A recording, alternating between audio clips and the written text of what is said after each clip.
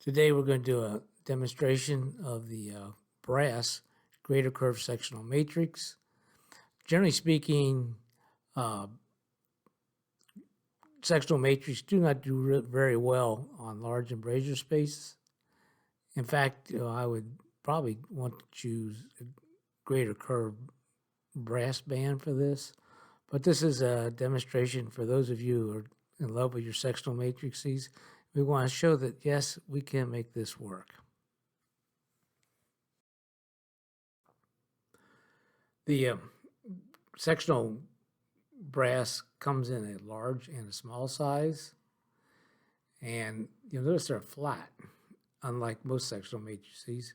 And the reason for that is they're very malleable, so there's really no bounce back memory.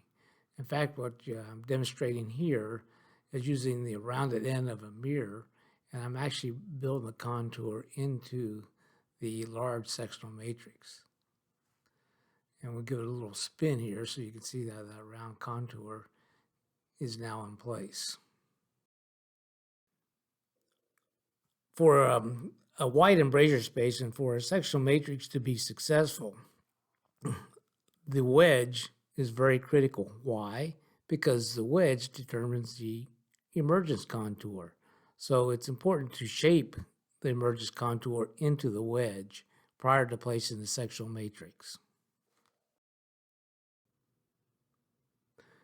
Now the brass matrix is now being slipped into place, and one advantage of the sectional brass is that, as opposed to a stainless steel sectional matrix, which already has a contour built in, at times that gets caught up on the cervical portion of the prep.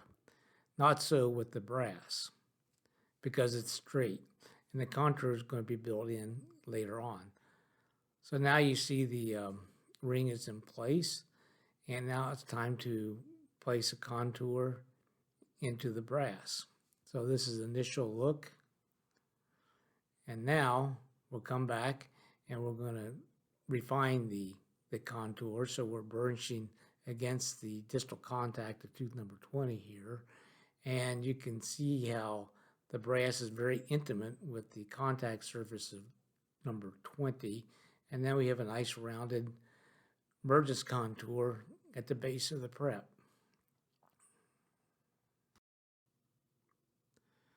Placing the distal sectional brass matrix is straightforward because it's a small embrasure space, nothing complicated here.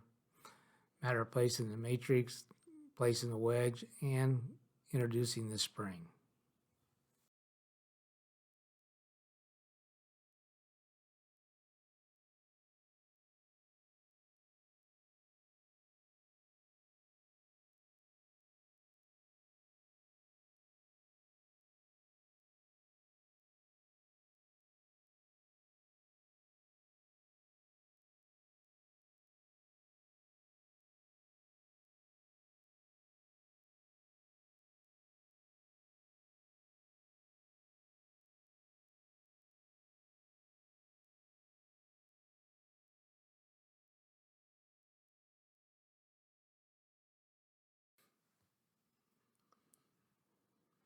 Okay, the next step here is optional, and you must forgive me because I am the greater curve guy, and to make a contact opening is something that I can't help myself but to do, especially in this large embrasure. And that way I know I can actually ensure that I'm going to have a nice tight contact that has both width and depth.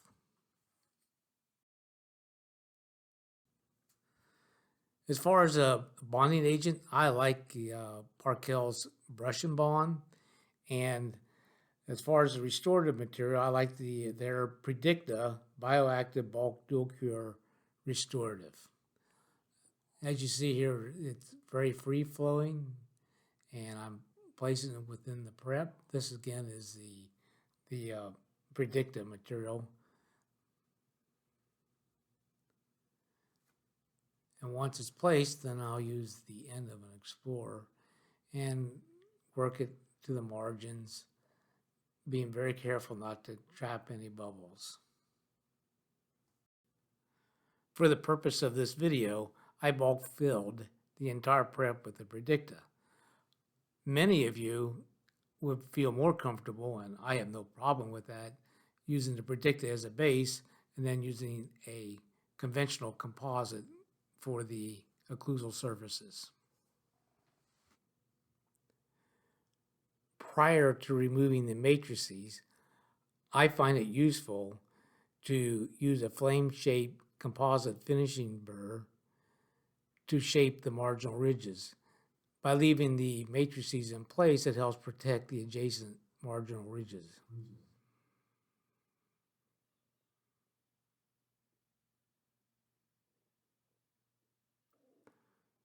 As you remember, we made a contact opening on the mesial, so we do have a bonded contact.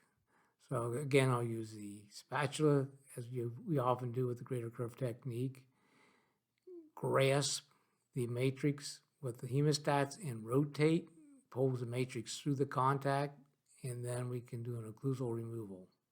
If you look closely, you can see the contact opening in the sectional matrix. Now we're going to remove the distal, and we're ready to do our final shaping.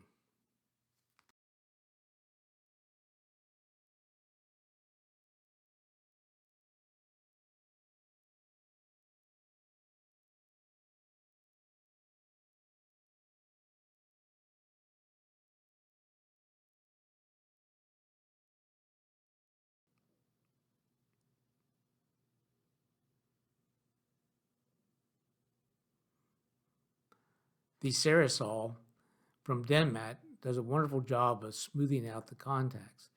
It doesn't cut, it doesn't shave, and you can see now that we have very tight contacts, mesial and distal. And what I want to point out is that we have a contact that has both width and depth.